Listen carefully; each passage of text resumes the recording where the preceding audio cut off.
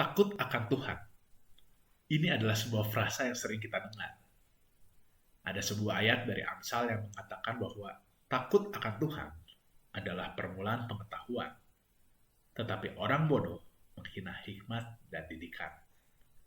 Ini ayat yang sangat bijaksana.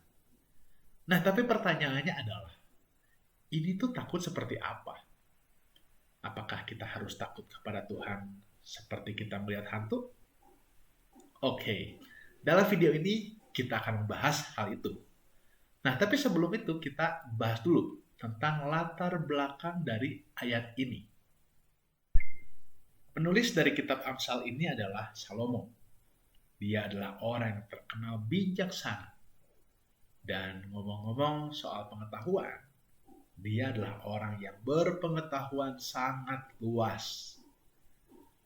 Dalam 1 Raja-Raja 4 ayat 32, dikatakan bahwa dia menulis 1005 lagu.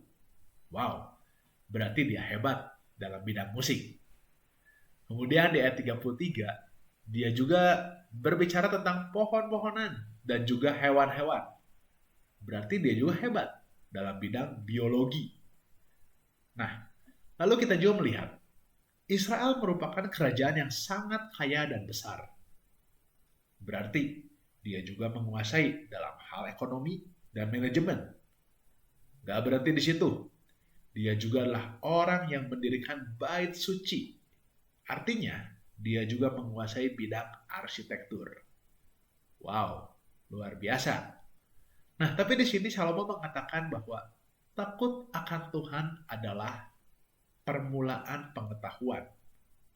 Nah, mari kita bahas apa arti kata takut akan Tuhan ini. Dalam bahasa Ibrani, kata takut ini berasal dari kata yirah.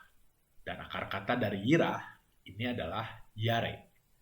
Kata yare ini memiliki beberapa arti jika diterjemahkan ke dalam bahasa Indonesia. Contoh, di Ulangan 13 ayat 4. Tuhan Allahmu harus kamu ikuti, dan kamu harus takut akan Dia. Nah, kata takut yang dipakai dalam bahasa Ibrani pada ayat ini adalah yare. Nah, mari kita bandingkan dengan ayat lain yang menggunakan kata yare ini. Di Imamat 19 ayat 3, dikatakan bahwa setiap orang di antara kamu haruslah menyegani ibunya dan ayahnya. Nah, kata Ibrani yang dipakai dalam ayat ini untuk menyegani adalah yare juga. Nah, jadi yare ini bisa dijelaskan bahwa takut bukan berasal dari hal yang menakutkan. Bukan juga takut karena hukuman. Tapi yare ini bisa diartikan sebagai rasa hormat, rasa segan, rasa kagum akan kebesaran Tuhan.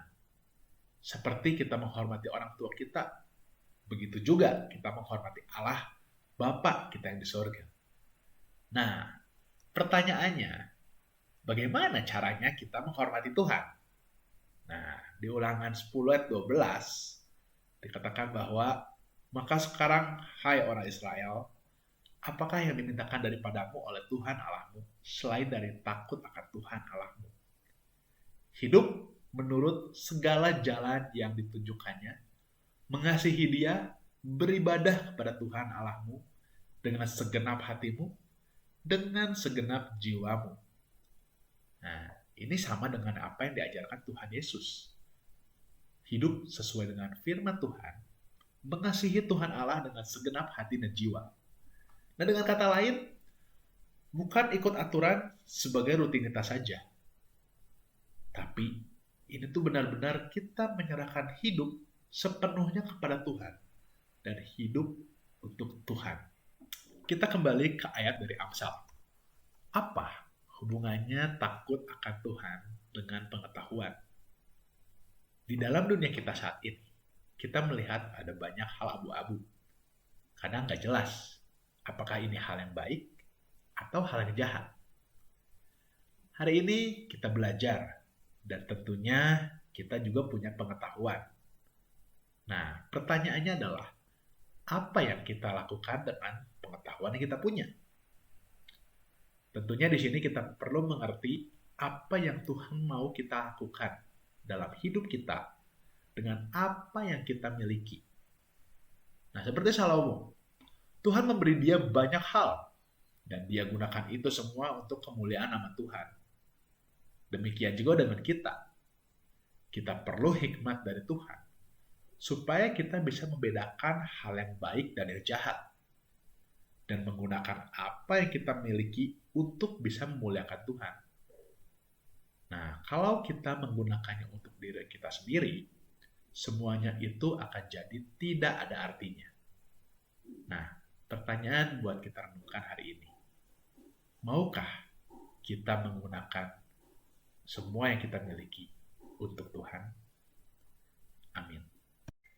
Kita